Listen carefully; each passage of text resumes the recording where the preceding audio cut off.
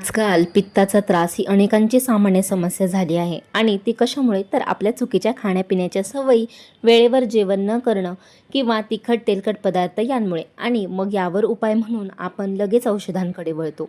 पण आपल्या स्वयंपाकघरात असे काही पदार्थ असतात जे आपला पित्ताचा त्रास हा अगदी नॅचरलपणे कमी करण्याचा मदत करतात. मग आजच्या या व्हिडिओमध्ये मी तुम्हाला ते 9 पदार्थ कोणते आहेत आणि त्या प्रत्येक पदार्थांचे फायदे, त्यासोबतच त्याने तुमचा पित्ताचा त्रास कसा कमी होईल हे सांगणार आहे. त्यामुळे व्हिडिओ अजिबात स्किप न करता शेवटपर्यंत नक्की पहा. तर आपला पहिला आणि सर्वात महत्त्वाचा पदार्थ आहे तो म्हणजे पाणी. मैत्रिणींनो, आपल्या शरीरात अनेक वेळा पाण्याची कमतरता झाल्यास आपल्याला ॲसिडिटी किंवा पित्ताचा त्रास हा जास्त जाणवत असतो. म्हणून दिवसभर आपण पुरेसं पाणी हे पिलंच पाहिजे. आणि तुम्हा सगळ्यांना तर माहीतच आहे की पाणी हे आपलं शरीर हायड्रेट ठेवण्यास मदत करतं. त्यासोबतच आपली पचनक्रिया देखील सुरळीत राहते. तसंच आपल्या शरीराचं तापमानही पाणी संतुलित ठेवत असतं. आणि सगळ्यात महत्त्वाचं म्हणजे आपल्या शरीरात जी घाण साचलेली असते, म्हणजेच की उपायकारक पदार्थ बाहेर टाकण्याच्या नैसर्गिक प्रक्रियेला आधार मिळतो.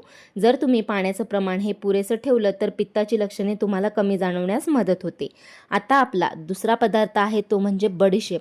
कदाचित तुम्ही देखील जेवणानंतर बडीशेप रोज खात असाल आणि कोण कोण खातं हे मला कमेंट नक्की करा.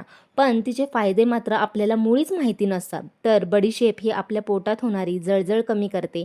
त्यासोबतच जर कुणाला गॅस आणि पोट फुगण्याचा त्रास होत असेल तर तो देखील कमी होतो. आणि बडीशेपचा वापर जर आपण रोज रेग्युलर ठेवला तर आपल्या शरीराला थंडावा देखील मिळतो. तसंच तोंडाला ताजेपणा पण येतो. मग आजपासून ही एक छोटी सवय लावा की जेवणानंतर अर्धा चम्मच तरी बडीशेप खाण्याचा प्रयत्न करा. म्हणजेच पचनक्रिया सुरळीत राहील आणि पचनक्रिया जर सुरळीत राहिली तर ॲसिडिटीचा त्रास हा जास्त तुम्हाला जाणवणार नाही. चला तर तिसरा घटक आहे आपला सहज उपलब्ध होणारा आणि प्रत्येक गृहिणीच्या स्वयंपाकघरातील महत्त्वाचा घटक म्हणजे जिरे. जिरे हे पित्ताचा त्रास कमी करण्यास तर मदत करतं, हे मात्र आपल्याला माहिती नसतं. तर जिऱ्यांमध्ये नैसर्गिक अँटीऑक्सिडंट असतात जे आपल्या शरीरातील पेशींचं संरक्षण करतात. तसंच जर कुणाला जेवणानंतर जडपणा वाटत असेल तर तो सुद्धा हलका वाटतो आणि आपल्याला पित्त झालं की आंबट ढेकरं यायला सुरुवात होते. मग अशा वेळी जर तुम्ही आधी अर्धा चम्मच जिरे टाकून काढा जर पिला किंवा नुसते खाऊन जरी पाणी पिलं तर आंबट ढेकरं कमी होतात. आता आहे आपला चौथा घटक असणार आहे तो म्हणजे ताक. हो, अगदी बरोबर ऐकलं. ताक हे पित्त कमी करण्यासाठी खूप महत्त्वाचा घटक आहे. पण आपल्याला वाटतं की ताक हे फक्त उन्हाळ्यात पिलं जाणारं पेय आहे. तर हा तुमचा खूप मोठा गैरसमज आहे. कसा ते सांगते चला. ताकामध्ये सुमारे 90% पाणी असतं. त्यामुळे आपलं शरीर हायड्रेट राहतंच. पण आपण जर दररोज जेवणानंतर साधं ताक पिलं तर आपलं पोट हे अगदी हलकं वाटतं. तसंच ताकामध्ये प्रोबायोटिक्स म्हणजे चांगल्या बॅक्टेरिया असतात जे आपलं आतड्यांचं आरोग्य चांगलं ठेवतात. पण जर तुम्ही ताक हे पित्तासाठी घेत असाल तर त्यात जास्त तिखट मसाला किंवा मीठ घालू नका, साधंच घ्या शक्यतो, म्हणजे चांगलं असेल. आता आपला पाचवा घटक आहे, हा सुद्धा तुमच्या स्वयंपाकघरात सहज मिळतो, तो म्हणजे काकडी. काकडी ही आपण सॅलडमध्ये खातो, कोणी कच्ची खातं, तर बरेच जण कोशिंबीर करून खातात.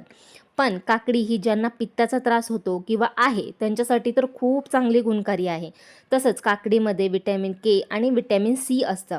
मग व्हिटॅमिन के हे आपल्या हाडांच्या आरोग्यासाठी महत्त्वाचं असतं, तर व्हिटॅमिन सी हे आपल्या शरीराची रोगप्रतिकारक शक्ती टिकवून ठेवतं. तसंच त्वचेच्या आरोग्याला पण मदत करतं.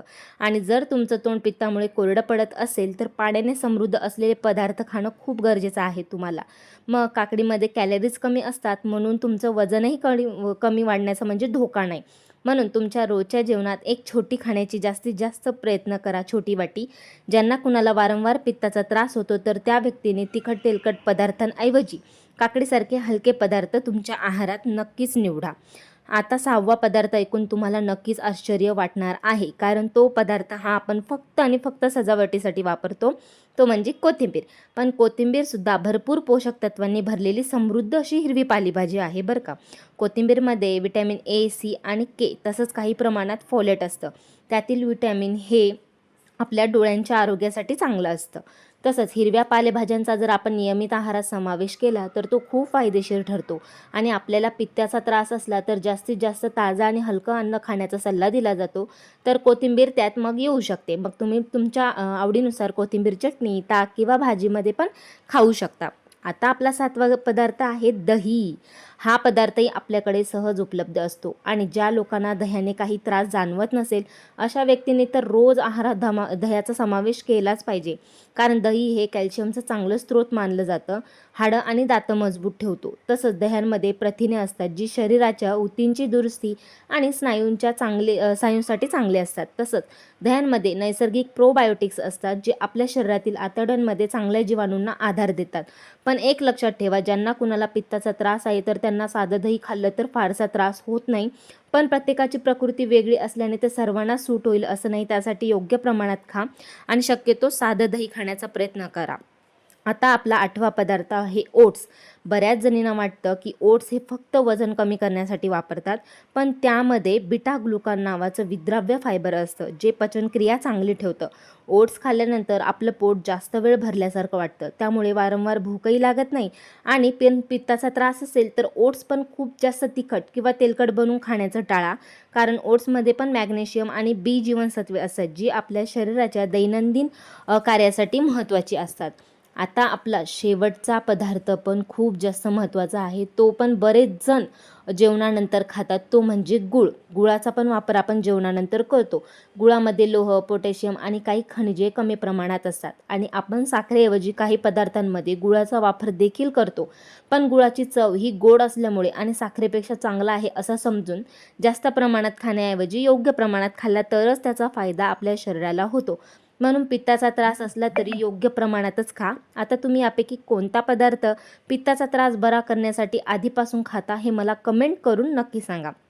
तर मैत्रिणींनो, मी तुम्हाला पित्ताचा त्रास कमी जाणवण्यासाठी मदत करू शकणारे आणि अगदी आपल्या घरात सहज उपलब्ध असणारे असे 9 पदार्थ दाखवले आहेत.